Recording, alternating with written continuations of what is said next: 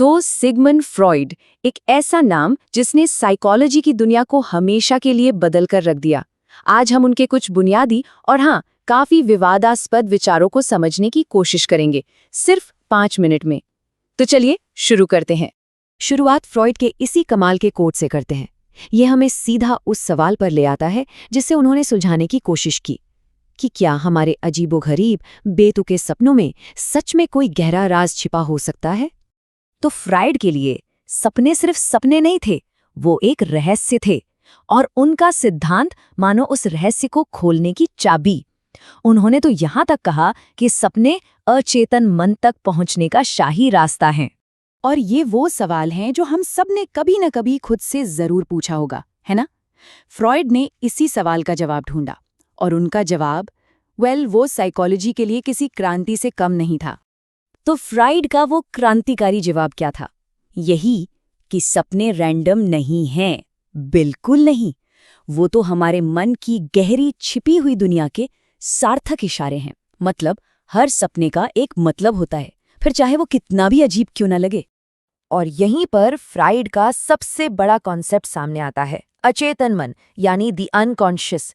सोचिए, ये हमारे मन का वो छिपा हुआ हिस्सा है जहां हमारी सारी दबी हुई इच्छाएं, डर और यादें बंद हैं। और फ्रॉइड का मानना था कि सपने इसी छिपी हुई दुनिया का दरवाजा खोलते हैं। ये सारे आइडियाज उनकी 1900 में आई एक जबरदस्त किताब से निकले, द इंटरप्रिटेशन ऑफ ड्रीम्स। सच कहें तो इसी किताब ने दुनिया को पहली बार अचेतन मन और सपनों के एनालिसिस से मिलवाया था।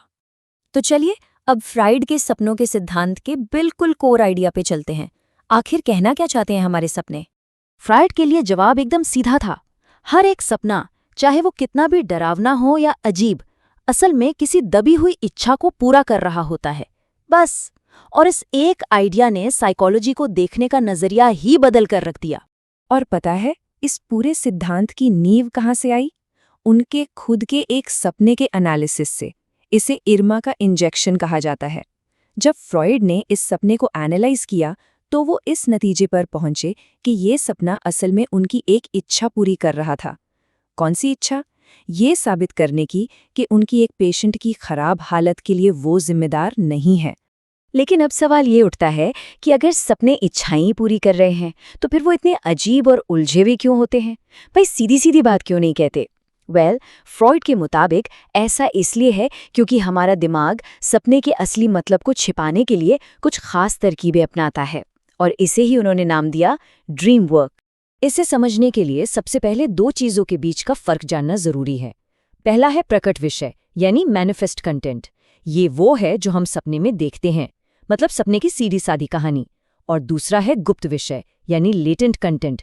ये है उस कहानी के पीछे छिपा हुआ असली मतलब, वो दबी हुई इच्छा। ड्रीम वर्क की पहली तरकीब है संघनन या कंडेंसेशन। इसमें होता क्या है कि कई अलग अलग विचार, यादें या फीलिंग्स सब मिलकर सपने में एक ही सिंबल या इमेज बन जाते हैं। मिसाल के तौर पर सपने में दिखने वाला कोई एक इंसान असल में कई लोगों का मिला जुला रूप हो सकता है। दूसरी तरकीब है विस्थापन या डिस्प्लेसमेंट। इसमें क्या होता है, सपने का जो सबसे जरूरी इमोशन या आइडिया होता है ना, उसे किसी फालतू गैर जरूरी चीज पर शिफ्ट कर दिया जाता है, बस असली मतलब छिपाने के लिए। और शायद यही वजह है कि सपनों में हम अक्सर छोटी छोटी बेमतलब की चीजों पर ही अटक जाते हैं। अब फ्रॉइड के आइडियाज सिर्फ सपनों तक ही नहीं रुके। उन्होंने इन विचारों को और आगे बढ़ाया और पर्सनैलिटी डेवलपमेंट का एक पूरा का पूरा सिद्धांत तैयार कर डाला। एक ऐसा सिद्धांत जो आज भी साइकोलॉजी में बहुत असरदार और हाँ, उतना ही विवादास्पद भी माना जाता है। तो उन्होंने पर्सनालिटी डेवलपमेंट का एक पूरा मैप बना दिया, जिसे साइकोसेक्सुअल डेवलपमेंट की 5 स्टेजेस कहते हैं। फ्रॉइड का मानना था कि हमारा बचपन ही तय करता है कि हम बड़े होकर कैसे बनेंगे। उनका कहना था कि हर स्टेज में हमारी जो मानसिक ऊर्जा होती है, जिसे उन्होंने लिबिडो कहा, वो शरीर के एक अलग हिस्से पर फोकस करती है। जैसे ओरल स्टेज में मुंह पर, फिर एनल स्टेज और ऐसे ही आगे जेनिटल स्टेज तक, जहां सेक्सुअल इंटरेस्ट मैच्योर होते हैं। और उनका ये भी मानना था कि इनमें से किसी भी स्टेज में अगर कोई प्रॉब्लम रह जाए तो वो आगे चलकर हमारी पर्सनालिटी में मुश्किलें पैदा कर सकती है। और इसी थ्योरी का जो सबसे मशहूर और सबसे ज़्यादा विवादों में रहने वाला हिस्सा है, वो है ओडिपस कॉम्प्लेक्स। ये फैलिक स्टेज में होता है। फ्रॉइड के मुताबिक इस दौरान एक बच्चा अनजाने में अपने ऑपोजिट सेक्स पेरेंट की तरफ अट्रैक्ट होता है और सेम सेक्स पेरेंट से जेलस फील करता है। अब जरा सोचिए, ये आइडिया अपने जमाने में कितना शॉकिंग रहा होगा। इसने बचपन की मासूमियत वाली पूरी धारणा को ही चैलेंज कर दिया और ये दिखाया कि इंसानी इमोशंस कितने कॉम्प्लेक्स हो सकते हैं। तो इसमें कोई शक नहीं कि फ्रॉइड के काम ने हमारे सोचने का तरीका बदल दिया, लेकिन ये भी सच है कि वो शुरू से ही विवादों में रहे हैं। तो चलिए अब उनकी लेगेसी को थोड़ा और गहराई से समझते हैं, एक बैलेंस्ड नजरिए से। देखिए, उनकी थियरीज की आलोचना कई वजहों से हुई है। साइंटिस्ट कहते हैं कि भाई इन्हें साइंटिफिकली टेस्ट करना, प्रूव करना बहुत मुश्किल है। फेमिनिस्ट क्रिटिक्स का मानना है कि उनके ज़्यादातर विचार मेल सेंट्रिक हैं, और एंथ्रोपोलॉजिस्ट्स ने ये भी दिखाया है कि ओडिपस कॉम्प्लेक्स जैसी बातें हर कल्चर में फिट नहीं बैठती, ये कोई यूनिवर्सल चीज़ नहीं है।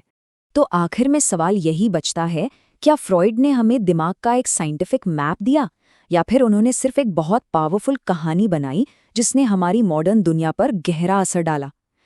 शायद जवाब इन दोनों के बीच में ही कहीं छिपा है।